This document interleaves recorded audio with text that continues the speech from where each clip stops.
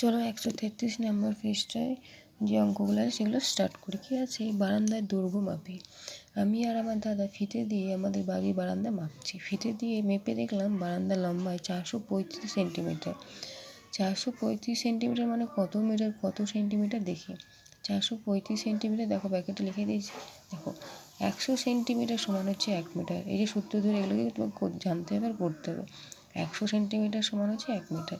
তাহলে 4 গুণ 100 যোগ 35 সেন্টিমিটার সমান হবে 400 যোগ 35। এবার দেখো যে মিটার করেছে, আমরা জানি 100 সেন্টিমিটার সমান তো 1 মিটার, তাই এই 100-র বদলে আমরা 1 মিটার লিখতে পারি। ঠিক আছে, তাই 1কে যদি 4 দিয়ে গুণ করি তাহলে 4 মিটার হবে। তাহলে 4 মিটার 35 সেন্টিমিটার। ঠিক আছে, এবার দেখো কিন্তু বারান্দার অন্য ধারে দৈর্ঘ্য 3 মিটার 28 সেন্টিমিটার।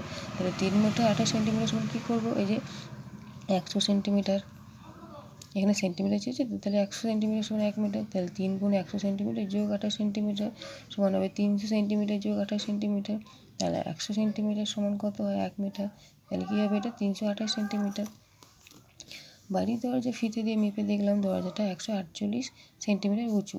তাই 148, হ্যাঁ 184 সেন্টিমিটার উঁচু।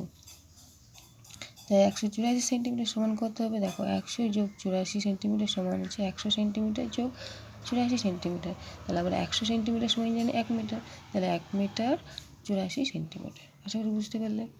তো চলো এবার কী আছে দেখো, জানালার লম্বা 1 মিটার 20 সেন্টিমিটার। তাহলে 1 গুণ 100 সেন্টিমিটার যোগ 20 সেন্টিমিটার, তাহলে কী হবে? 100 সেন্টিমিটার যোগ 20 সেন্টিমিটার, তাহলে সমান হবে 120 সেন্টিমিটার। ঠিক আছে, তোমাদের বইয়ের মধ্যেই দেওয়া আছে, আমি জাস্ট তোমাদেরকে এগুলো জাস্ট বোঝালাম।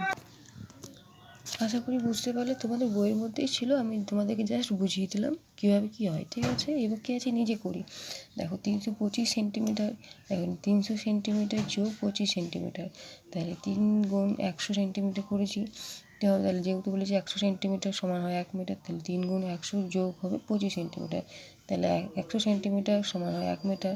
তাহলে আমরা 100-র বদলে আমরা 3 লিখতে পারি, মিটার যেহেতু চেয়েছে। তাহলে 3কে 1 দিয়ে গুণ করলে কী হবে? 3 একে 3 হবে, 3 মিটার 25 সেন্টিমিটার। ঠিক আছে, এবার দেখো 2 মিটার 88 সেন্টিমিটার। তাহলে 2 গুণ 100 সেন্টিমিটার যোগ 88 সেমি। তাহলে কী হবে? 2কে 100 দিয়ে গুণ করলে 200 হবে, যেহেতু সেন্টিমিটার চেয়েছে তাই 200-কে 88 দিয়ে যোগ করে দিলে হবে 288। ঠিক আছে, 7 মিটার 20 সেন্টিমিটার। এখানে দেখো 7 গুণ 100 সেন্টিমিটার যোগ 20 সেন্টিমিটার, যেহেতু সেন্টিমিটার চেয়েছে তাই আমরা কী করবো? 7কে 100 দিয়ে গুণ করলে 700 দিয়ে যোগ করবো 20 দিয়ে, তাহলে হবে 720 সেন্টিমিটার। যেহেতু দেখো এখানে সেন্টিমিটার চেয়েছে তাই করলাম, যেখানে যেমন দেখো মিটার চেয়েছিল তাই যেমন 100 সেন্টিমিটার সমান 1 মিটার হয়, তাই আমরা 3 মিটার লিখেছিলাম। আর এটা কিন্তু সেন্টিমিটার চেয়েছি বলে এটাকে আমরা যোগ করে দিলাম। ঠিক আছে, এবার দেখো 444 সেন্টিমিটার, এখানে দেখো মিটার থেকে সেন্টিমিটার চেয়েছে, তো কী করবে? দেখো 100 দিয়ে, যেহেতু 100 সেন্টিমিটার, তো তাহলে 100 সেন্টিমিটার দিয়ে 400 যত আছে 444কে ভাগ করবে, দেখবে 100কে 4 দিয়ে আমি ভাগ করে দিয়েছি, যেটা ভাগফল বেরোবে, মানে এটা যে ভাগফল এটা ভাগশেষ, তাহলে ভাগফল হবে মিটার আর ভাগশেষ হবে সেন্টিমিটার। তাহলে 4 মিটার 44 সেন্টিমিটার। আশা করি বোঝাতে পারলাম। যদি ভিডিও ভালো লেগে থাকে তাহলে একটা লাইক, কমেন্ট আর পেজটাকে ফলো করে দিও।